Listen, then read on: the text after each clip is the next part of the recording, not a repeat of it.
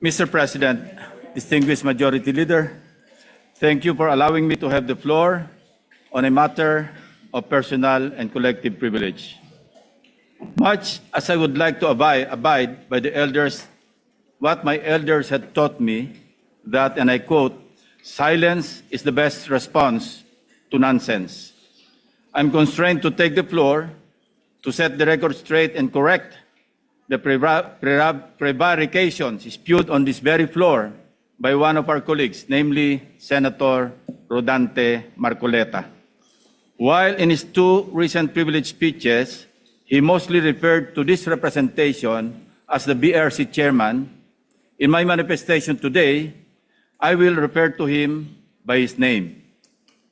Like on many past occasions, I could have effortlessly dismissed Senator Marcoleta's statements as I refuse to dignify his ego-driven provocations. But when the attacks shift from professional to obsessively personal, I must shut the whole political circus down, firmly, completely, and without ambiguity. Dahil gusto din lamang ni Senator Marcoleta na lagi siyang bida bilang dating chairman man ng BRC o sa usaping West Philippine Sea o anumang issue involving China o dili kaya ay sa usaping restitution na mag-asawang Diskaya, siya na nga ang tunay na bida sa aking magiging pahayag sa mga sandaling ito ngayong hapon. Memory is short, Mr. President.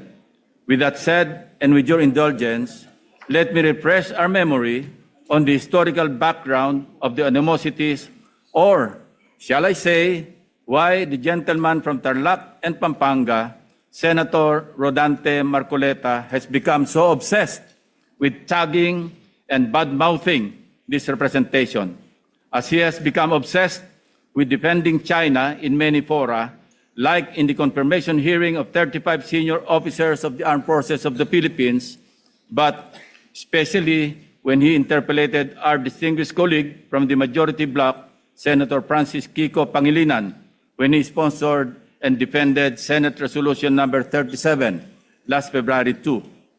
So obsessed that he had to resort to rigorous stalking of all my interviews and social media updates, nitpicking from every statement I uttered, and tricking this august chamber to cry foul, armed with nothing but his draining litany.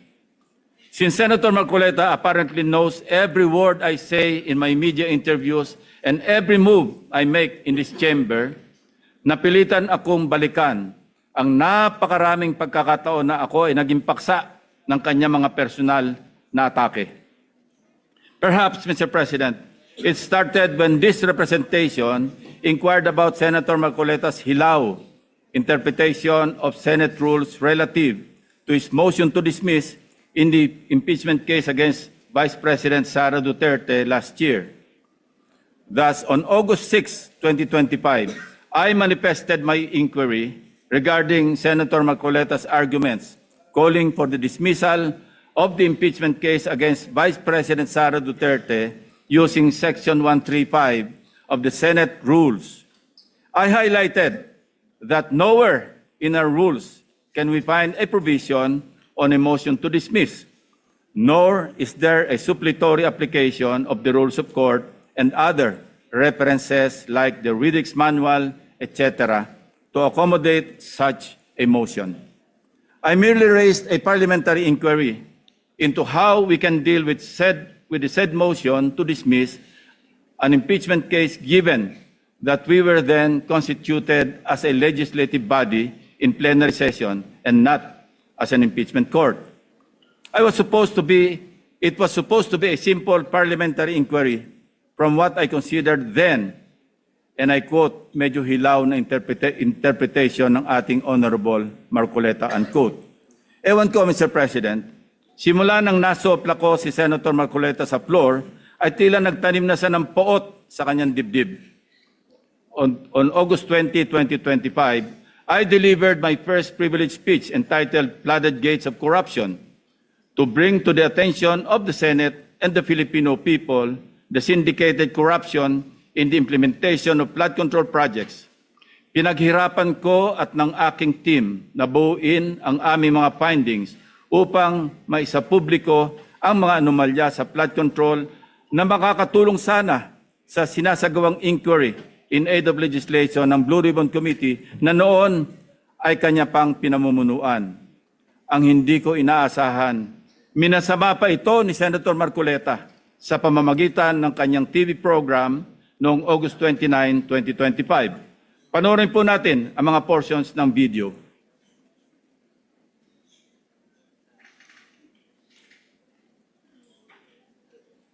Ngayon, isang major committee yung Blue Ribbon, bawal na yung gagawa ka pa ng sarili mong pagpapahayag. Lalong-lalo na kung doon sa pagpapahayag mo, parang uulitin mo yung mga bagay na dapat sana doon na ihayag doon sa naunang pagtalakay. Para may sarili kang expose, may sarili kang version. Oo, isang major committee. hindi dapat na ginawa pa yun. Kumbaga, kalabisan na yun. Sa tuntunin kasi, bawal na yun. Lalo na kung doon sa pagpapahayag mo, ay parang uulitin mo yung mga bagay na dapat sana ay doon na ihayag sa naunang pagtalakay. Hindi dapat ginawa pa yun. Kumbaga, kalabisan na yun. Sa tuntunin kasi, bawal na yun. Yan ang sinasabi ng isang taong nakasalamin sa hating gabi. Na yung nag-epal siguro. Yun ang pasikat, di ba? Yan ang sinabi niya, Mr. President. Mr. President, tulad ng kanyang motion to dismiss, nag-imbento na naman ng hilaw na rule si Senator Marcoleta. Kahit pagbali-baligtarin natin ang rules of the Senate, walang nagbabawal sa kahit sinong senador na magpahayag sa pamamagitan ng privilege speech kahit tinatalakay na sa komite ang paksa tulad ng flood control. May natapakan po ba akong ego sa aking privilege speech na naglahad sa kauna-unahang pagkakataon ng mga konkretong ghost at substandard flood control projects? May nasagasaan po ba akong pride sa pagpapangalan sa mga sangkot sa anomalya na sina Bryce Hernandez, Henry Alcantara at iba pang personalidad sa kauna-unahang pagkakataon? If yes, I refuse to apologize and feed on Senator Marcoleta's ego and pride. On September 9 last year, after the leadership change and subsequent reorganization of Senate committees, including the Blue Ribbon Committee with me as its chairman, hindi na lalo nakamove on si Senator Marcoleta. I was met with a barrage of undue criticisms by the former chairman, Senator Marcoleta. Much of it characterized by a profound lack of respect for both this representation and the Blue Ribbon Committee. During the 23 September 2025 public hearing of the Blue Ribbon Committee, Senator Marcoleta disrupted the proceedings when he raised what he called a prejudicial question on my impartiality as the chairman, following a media interview where I simply answered a question about which among the source persons, in my opinion, between his favorite Diskaya couple and Bryce Hernandez of the famed BGC Boys appeared more credible. Siguro, nakakalimutan na ni Senator Marcoleta ang cases assigned for reading nung nasa law school pa siya. The Supreme Court in the case of Berbari versus Honorable Pedro Concepcion, GR number 16189, February 26, 1920, the court explained that, and I quote, prejudicial question is understood in law to be that which must precede the criminal action, that which requires a decision before a final judgment is rendered in the principal action with which said question is closely connected. Not all previous questions are prejudicial, although all prejudicial questions are necessarily previous. Hindi ko na nga siya pinatulan sa issue na yon para hindi ma-disrupt ang pagdinig kahit mali-mali dahil sa pagsasaalang-alang sa kanya bilang isang abogado na dapat ay alam niyang applicable lamang ang prejudicial question sa mga criminal cases. Well, dapat. He exposed his ignorance as a member of the bar, particularly on the revised rules on criminal procedure, even as he invoked the issue of impartiality at the top of his voice and out of order and decorum. continuously interrupting the chairman and everybody else, while shamelessly appearing to act as counsel for the Diskaya couple, without even disclosing before the committee members that one of his family members was an independent director of insurance companies that provided bonds for contractors owned by the 207 billion peso flood control contractors, Curly and Sara Diskaya. Being a non-lawyer, Mr. President, I hate lecturing a lawyer, no matter how low he ranks among his fellow members of the bar, if I may borrow the words of former senior Associate Justice, Supreme Court Associate Justice Antonio Carpio. Since he is now asking for it, I also thought, as lawmakers, we may as well be educated in this regard. So let me state for the record the following. Under Rule 111, Prosecution of Civil Action, Section 7 of the Revised Rules on Criminal Procedure, the elements of a prejudicial question are A, the previously instituted civil action involved an issue similar or intimately related to the issue raised in the subsequent criminal action, and B, the resolution of such issue determines whether or not the criminal action may proceed.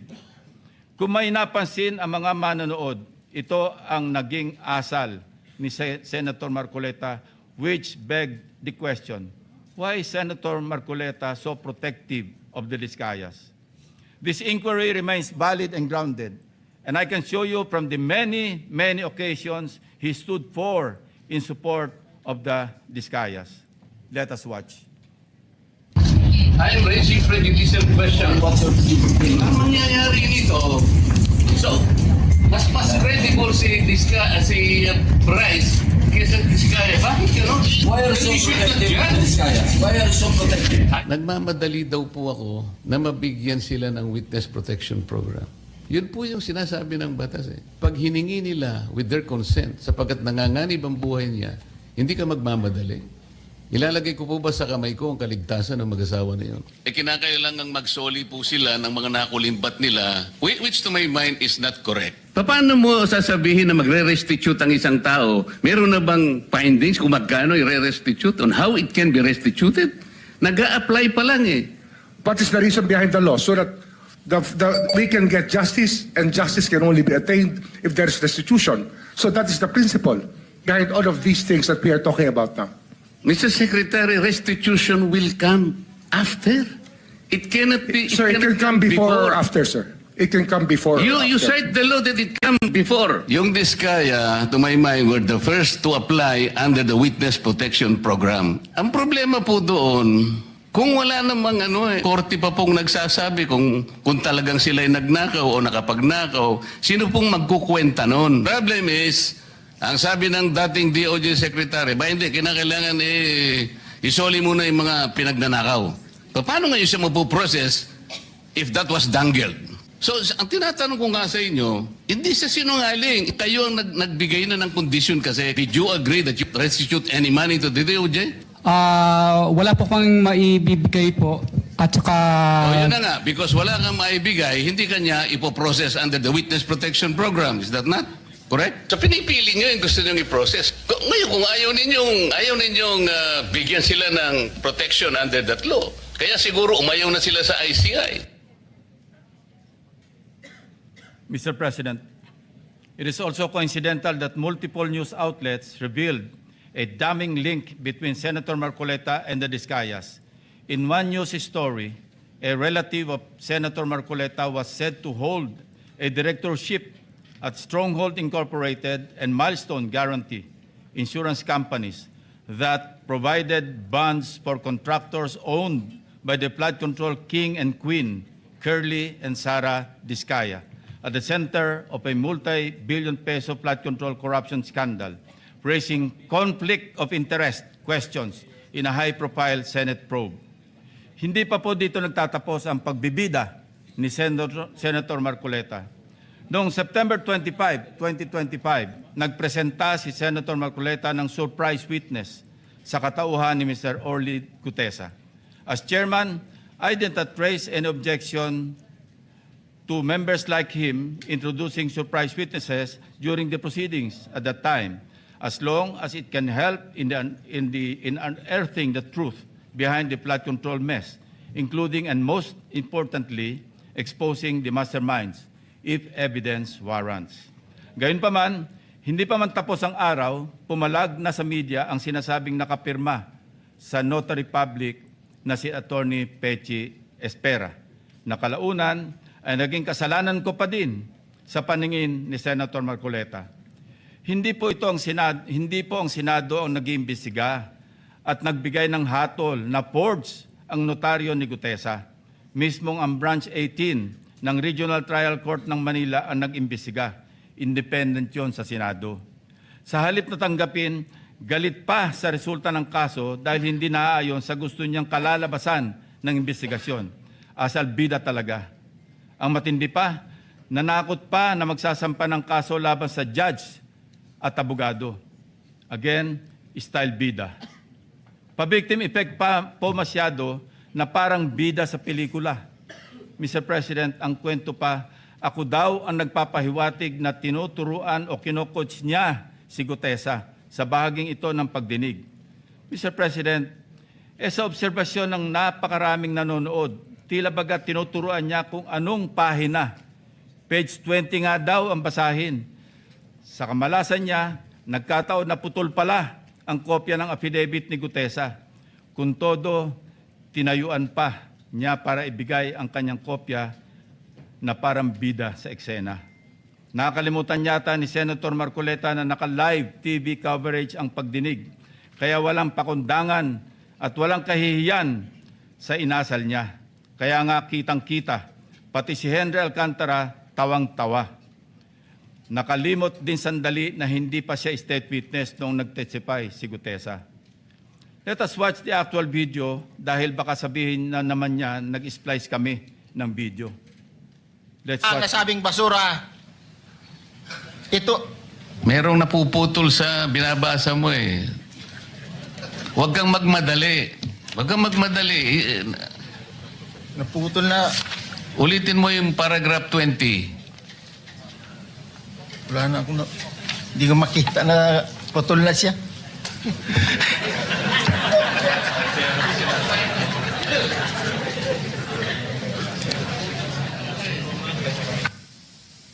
I strongly deny that I made mention of him coaching Gutesa, Mr. President. Ulitin ko, sakaling hindi pa rin talaga magets, tinanggap pa rin ng komite ang sinumpang salaysay ni Gutesa bilang valid at bahagi ng record dahil sa katotohanan siya ay personal na humarap at nagpatunay under oath ng nilalaman ng kanyang affidavit. Ang masama, Mr. President, tinanggap naman natin sa record ang testimonya ni Mr. Gutesa. Hindi pa rin tumitigil sa kakareklamo si Senator Marcoleta. Mr. President, ang tunay na issue hindi ang forged na affidavit kundi ang biglaang pagtatago at pagkawala ni Gutesa. For the information of this body, Mr. Gutesa, who was presented as a witness by Senator Marcoleta, has been unavailable since his initial appearance. Moreover, the committee made the option for Senate protection available to him, but he declined as evidenced by his signed waiver. And we are dutiful in locating him, Mr. President. Pinuntahan namin ang lahat ng addresses para mayabot ang imbitasyon ng komite and even rigorously visited our CCTV camera footage. Again, displaying his obsessiveness for the nth time, Senator Marcoleta even lambasted me by implying that I was surveilling his office. Galit na galit. Samantalang nais lamang nating matukoy kung sakaling may kasama si Mr. Gutesa nang dumating sa Senado upang sa gayon ay magkaroon tayo ng lead kung paano siya muling maimbita sa susunod na pagdinig. Hindi ko na nga pinalaki ang aking mga obserbasyon sa paksang ito, Mr. President. Sa halip, sinubukan pa rin naming hingin ang kanyang tulong sa paghahanap kay Sergeant Gutesa. Again, Senator Marcoleta in his TV show ranted against me. Let's watch. Tatanungin ko siya, bakit mo kinur sa akin ito? Iniinsulto mo ba ako? Parang insulto naman sa akin yun. Ba't mo i-call sa akin? Sino ka ba? I dare ask, Mr. President, if a committee member brings a witness bearing such damaging allegations, does the burden of transparency not follow? Is it not just proper to cooperate with the committee regarding his whereabouts? Why then does Senator Marcoleta find my position so offensive? On many occasions, Senator Marcoleta made statements that undermined the authority and collective integrity of the committee. Mukhang aabutin tayo hanggang bukas kung iisa-isahin ko pa lahat ang katakot-takot na pag-alipusta ni Senator Marcoleta sa komite na kinabibilangan din naman niya. He continued the same litany in his speech yesterday, Mr. President. Let me count and rebut it once and for all. 1. On the release of the minority report. Tahasang pinagmamalaki ni Senator Marcoleta ang minority report for the lack of better term, he said, na kanyang nilabas noong December 10, 2025, na siya ring naging paksa ng kanyang litanya kahapon. For his information, I wish to underscore a part of Section 22 of the Senate rules shown on the screen, which states that, and I quote, concurring and dissenting reports may likewise be made by the members who do not sign the majority report within 72 hours from the approval of the report. Napakalinaw naman po, Mr. President. Concurring and dissenting reports may be made 72 hours after the committee report has been approved by the majority vote of all its members. Siya na nga itong gawa ng mga bagay na wala naman sa alituntunin ng Senado. Pagkatapos, ako ang pagbibintangan niya na epal. He even had the audacity to declare, and I quote his speech, a submission anchored on the same hearings, 3 of which he actually presided, the same resource persons, and the same affidavits. Masasabi ba niyang pangbasura lang din ang lahat ng yun? At this point, Senator Marcoleta must know that rhetorical fallacies do not amuse me, Mr. President. If the release of this so-called minority report and its contents did not amount to a direct affront to the chairman and to the committee as a collegial body, then I'm not sure what is. May I also emphasize, Mr. President, that this same report brazenly stated that, and I quote, the BRC, Blue Ribbon Committee, cannot and should no longer compete with the National Prosecution Services and eventually the judiciary in finally disposing of these cases, unquote. Clearly implying that the committee must conclude its proceedings. Mr. President, sino ba siya para pangunahan ang chairman at ang mayorya na miyembro ng committee? Wala sa lugar, wala sa hulog. Saganang akin lang din naman, kagulat-gulat po ba ang naging reaksyon ng representasyon na ito na walang lugar ang ulat na yan kundi sa basurahan? Kayo na ang humusga, Mr. President. Number 2, let us go to the BRC draft partial committee report na pinamahagi ng komite noon pang ika-11 ng Pebrero nitong taon. Na sa mismong araw na ito ay 1 buwan na ang nakakalipas. Na siyempre ay laman din ng only reklamo ni Senator Marcoleta. Anya, ang natanggap ng kanyang opisina ay isang PDF file or document na may watermark ng bawat opisina na nakatanggap nito na wala man lang daw pirma ng chairman ng komite. Natural, walang pirma dahil advance copies lang naman ang pinadala namin sa opisina ng lahat ng members. Common sense naman po, Mr. President, na binigyan ng soft copy ang bawat miyembro upang madaling mabasa at mapag-aralan ng ang lahat ng nilalaman nito simultaneously. Properly informed naman po ang mga staff ng mga senador na available mula sa aming opisina ang pisikal na kopya na lagpas 400 pages ng committee report upang mapirmahan sa hudyat ng mga ginagalang na miyembro ng komite. Ang ating inisyatibo upang pabilisin ang tamang proseso ay talagang masama pa rin sa paningin ni Senator Marcoleta. Tulad ng ginagawa din naman ng ibang miyembro ng komite, panay din ang follow-up namin sa kanyang opisina.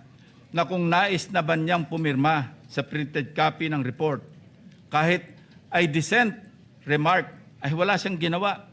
Bakit ngayon ay maghahanap siya ng Blue Ribbon Committee report na nakatenga sa kanyang opisina nung isang buwan pa? Incidentally, as of yesterday, only Senator Bam Aquino has affixed his signature on the partial committee report.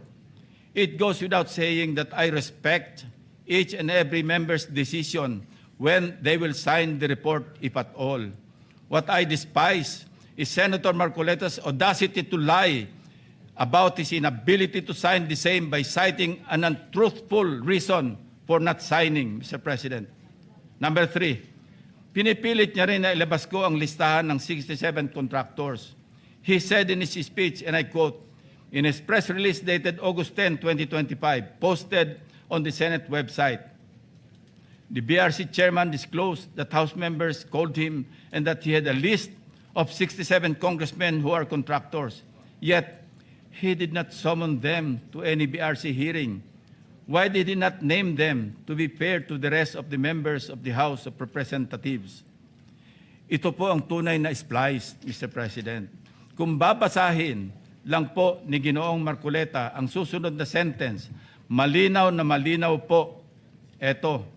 And I'd like to paraphrase. Lacson clarified that he merely asked a congressman friend from the lower house and that, again I quote, I chuckled and said, I don't have a list. Ulitin ko po, noon at hanggang ngayon, kahit ipagpilitan at isplice ng kung sino, wala akong listahan at wala akong sinasabing may hawak akong listahan ng mga tinuguroang contractors. Wala akong pangalan. Alam mo yung 67 na contractors na naging congressmen or yung congressmen contractors, nakuha ko yan sa isang member ng House noong kasisimula pa lamang ng 19th Congress 2022. Number 4, madiin din po ang pag-question ni Senator Marcoleta sa interparliamentary courtesy. He said, and I quote, this doctrine, Mr. President, which is not even part of our rules, is not absolute. And then he added, if anything, those who occupy the highest offices in the government must be the first to answer, not the last to be asked, unquote. Senator Marcoleta even mentioned, again, and I quote, the members of Congress have no immunity from investigation, subpoena, or public scrutiny, unquote. Mr. President, hypothetically, if the House of Representatives initiates an investigation on Senator Marcoleta's statements of contributions and expenditures, or SOSE, over an alleged discrepancy, would the Honorable Senator stand by his position to disregard interparliamentary courtesy? If his former colleagues were to issue a subpoena, a show cause order, or even a warrant of arrest, would he still argue about the relevance of interparliamentary courtesy? Ito po ang tunay na hypothetical question, Mr. President. Lest we forget, 2 taon pa lamang ang nakakalipas, siya mismo ang nagsisisigaw sa House of Representatives at nag-motion na i-terminate ang budget deliberations para bigyan ng parliamentary courtesy ang Office of the Vice President. In his words, Mr. President, Parliamentary procedures, Madam Chair, grow from or are enriched by traditions, experiences, and precedents. You may not like the person, you may not like the presence here, but you have to respect the office of the Vice President. That is all, because that is guided by the tradition. Kahapon po, kagaya po na sinabi nila, wala nang pinagtanong sa office of the President, and that is correct. That is in line with that tradition. such hypocrisy, such double standard, such a farce that does not dignify an answer, Mr. President.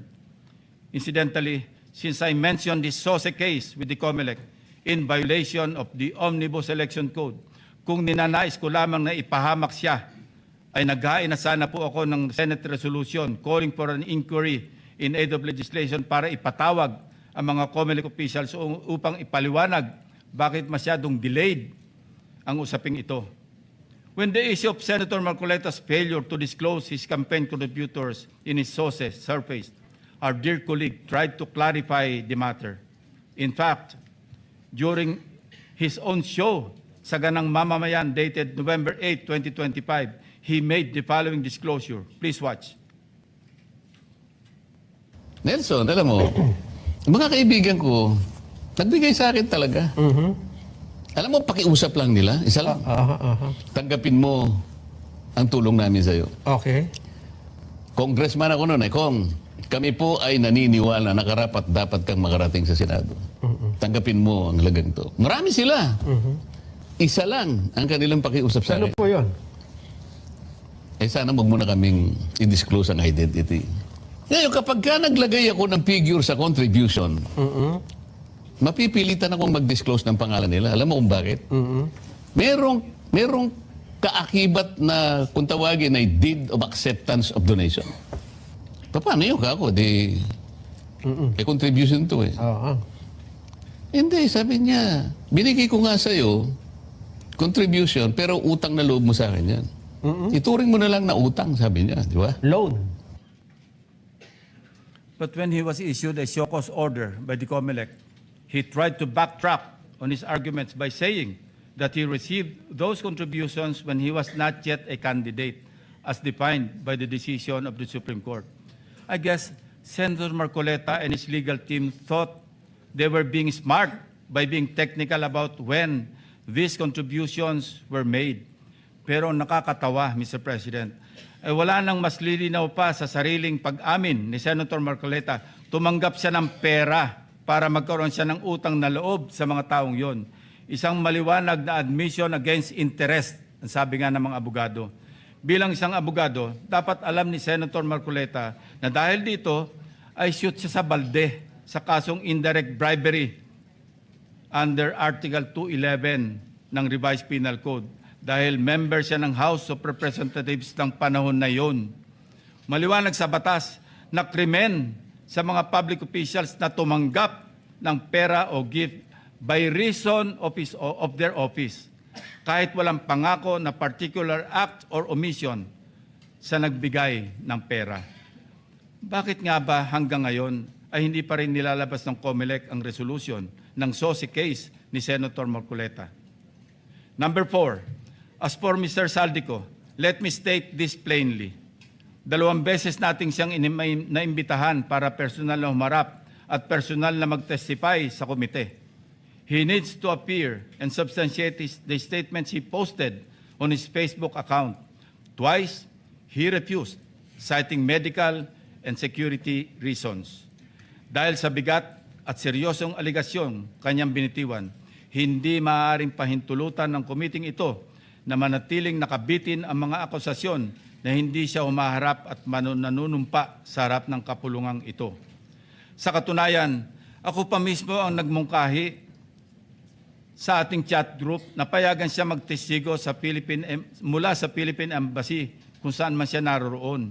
Gayunpaman, pinarating ni Senator Ronald Bato de la Rosa mismo ang kanyang apprehension sa suhestyong ito sa pamamagitan ng kanyang text message. Nais ko rin bigyan diin, Ginoong Pangulo, nang diskusyong yon ay nangyari bago pa man ilabas sa social media ni Saldico ang kanyang mga aligasyon. Panghuli, tungkol sa isyu ng apostil. Ang isang apostille affidavit ay hindi kailanman maaaring maging alternatibo sa personal appearance.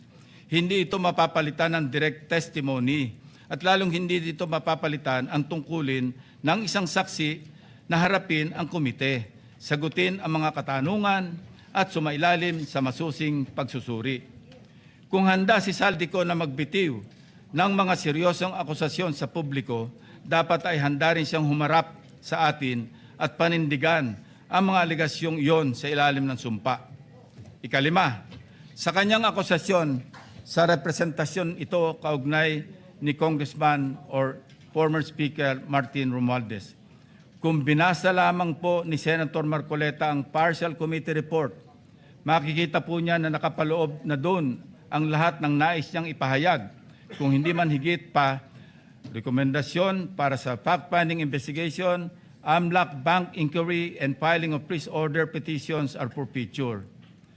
Kung napakarami pa niyang gustong ipaglaban at paimbestigahan, bakit siya rin ang nagsabi sa kanyang minority report na dapat tapusin na ang pagdinig? Kung sa bagay, kung mayroong isang bagay na consistent si Senator Marcoleta, ito ay ang pagiging inconsistent sa kanyang mga pinagsasasabi. As to the other witnesses allegedly not invited by the committee, it bears stressing that the committee has not terminated its hearings, contrary to the suggestion in the so-called minority report. The intention at this stage is simply to have the partial committee report filed and sponsored in order to reflect the evidence received thus far and to allow the committee to consider the next steps, taking into account the views of the members on other areas that may be pursued as the path forward toward the eventual conclusion of the hearings. As to the other matters raised under the rules of the Blue Ribbon, the chairman serves as the chief executive officer of the committee and, as such, exercises broad discretion over matters pending before it, including the invitation of witnesses. Members may suggest witnesses or move for the invitation during a hearing, and if such motion is approved by the members of the committee, the same will, of course, be respected by the chair. Pang-anim, sa kawalang kamatayang i-give up ang KIG remark na umabot din sa isang full privilege speech upang ipangalandakan na ako ay nasa likod ng pag-splice ng kanyang video upang siya ay siraan. His statement, and I quote, verbatim, Mr. President, ang gawin natin po para madali, i-give up natin ang KIG. Then, mako-coordinate na natin lahat, unquote. Is that merely suggestive, Mr. President? Ito ay kasing kintab ng bumbunan na nasinagan ng tirik na araw sa tanghalin tapat, Mr. President. Sapat lang kanyang hindi matapos-tapos na paliwanag na kesyo hypothetical daw, kesyo joke lang daw, ayon sa kanyang mga pahayag at kalaunan ay gusto pa niya amyendahan o i-correct ang journal ng Committee on National Defense of the Commission on Appointments. Mag-ingat po tayo rito, Mr. President, sa kanyang gusto mangyari. Your Honor, being the chairman of the Commission on Appointments and some of us here as members, we must study diligently the legal implications of Senator Marcoleta's motion now pending before the Commission on Appointments.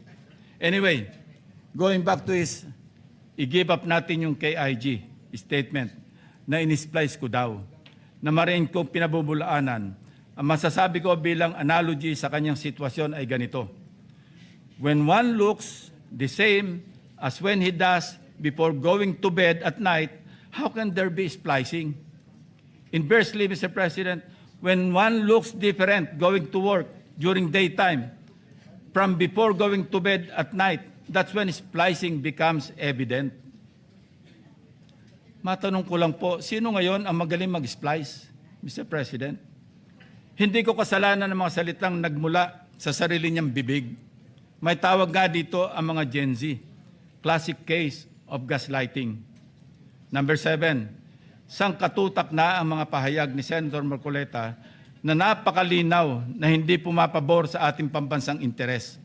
Sangkatutak na rin ang mga nagbigay ng kanilang mga negatibong reaksyon. Ngunit sa hulit-huli, ako pa rin ang sinisisi ni Senator Marcoleta. He even went far beyond by debunking and undermining the historical facts about Tomas Cloma. Senator Marcoleta said, I was all wrong when I said that this Pratt list was discovered and consequently occupied and owned by lawyer and businessman Tomas Cloma, citing the principle of terra nullius or res nullius.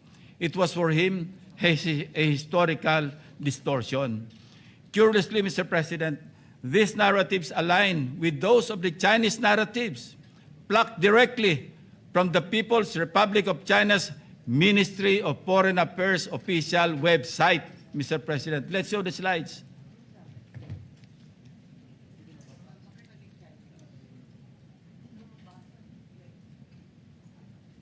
Ayan po, kita-kita natin. kung anong sinabi ng website ng Ministry of Foreign Affairs ng People's Republic of China, yan din ang kanya sinasabi. Now, Senator Marcoleta speaks of a pattern that he himself built in his head to discredit this representation. But if we backtrack the events that transpired in the past several months, one thing is crystal clear. When cornered by the fault of his own doing, he employs a diversionary maneuver, pathetically stretching the conversation, no matter how illogical, until people get drained and tired. Just as a squid squirts ink to darken the water and blind everyone around while it swims away, a person may throw out irrelevant issues, fake scandals, or emotional outbursts to distract the public from the actual evidence or the main point of an investigation. After all is said and done, I am tempted to ask these questions, Mr. President. On the West Philippine Sea, which side of the South China Sea is Senator Marcoleta on? On the anomalous graft-ridden flood control projects, is Senator Marcoleta for the Discayas or the people of the Philippines? I think we know the answers, Mr. President. Thank you, distinguished colleagues, and thank you, Mr. President.